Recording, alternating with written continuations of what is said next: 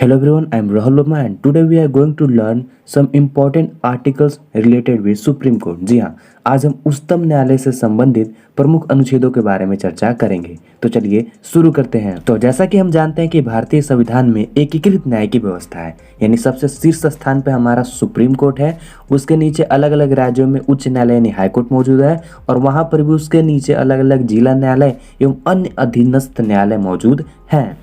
अगर हम इसके विपरीत अमेरिका की बात करें तो वहाँ पर न्यायालयों की द्वैत व्यवस्था है, मतलब केंद्र के लिए एक अलग न्यायालय एवं राज्यों के लिए एक अलग न्यायालय। केंद्र के न्यायालय में केंद्र संबंधित मामले या कानूनों के बारे में चर्चा होती है और जबकि राज्य में न्यायालय में सिर्फ राज्य से संबंधित मामलों के बारे में चर्चा होती है। जबकि भारत में ऐसा नहीं है। अगर किसी भी राज्य में वैसे मामले जो वहाँ के उच्च न्यायालय से सॉल्व नहीं होते तो उसको आगे सुप्रीम कोर्ट में भेजा जा सकता है।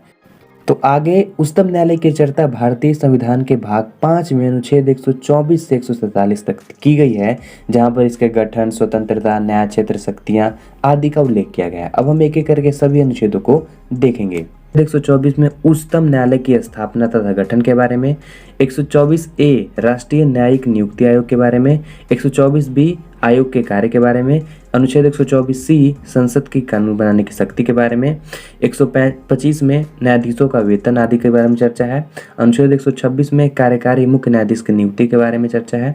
127 अनुच्छेद में है तदर्थ न्यायाधीशों की नियुक्ति, 128 में है उच्चतम न्यायालय की बैठकों में सेवानिवृत्त न्यायाधीशों की उपस्थिति,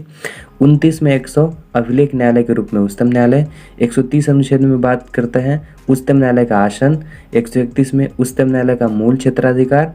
131 ए में केंद्रीय कानूनों की संवैधानिक वैधता से संबंधित प्रश्नों के बारे में उच्चतम न्यायालय का विशेष अधिकार, जिसको अब निरस्त कर दिया गया, हटा दिया गया 131 ए को। 132 को उच्चतम न्यायालय के कुछ मामलों में उच्च न्यायालय से अपील के मामले में अपीलीय क्षेत्राधिकार, 133 में सिविल मामलों में उच्च न्यायालयों में अपील से संबंधित उच्चतम न्यायालय का अपीलीय क्षेत्राधिकार,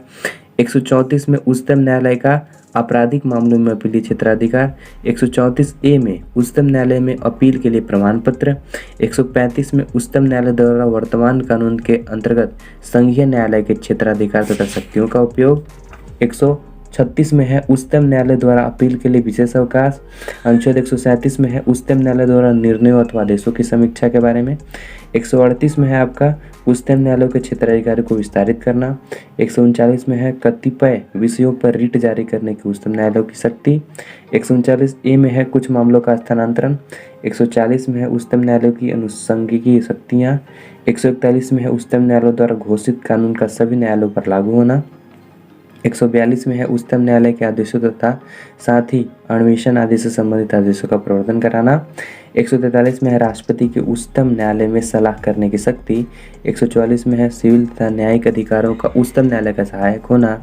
144 ए जिसे निरस्त कर दिया गया, हटा दिया गया है, कानूनों की संवैधानिक वैधता से जुड़े प्रश्नों के विस्तारण के लिए विशेष प्रावधान, 145 में न्यायालय के नियम इत्यादि, 146 में उच्चतम न्यायालय का अधिकारी पदाधिकारी तथा सेवक एवं व्यय इत्यादि के बारे में चर्चा, 147 में पूर्ण व्याख्या सुप्रीम कोर्ट के बारे में। तो ये थे सभी महत्वपूर्ण अनुच्छेद सुप्रीम कोर्ट से संबंधित। आई होप आप समझ पाए होंगे। आगे हम एक एक करके सभी अनुच्छेद के बारे में वीडियो में चर्चा करेंगे। तो मिलते हैं नेक्स्ट वीडियो में। Till then be safe, be healthy.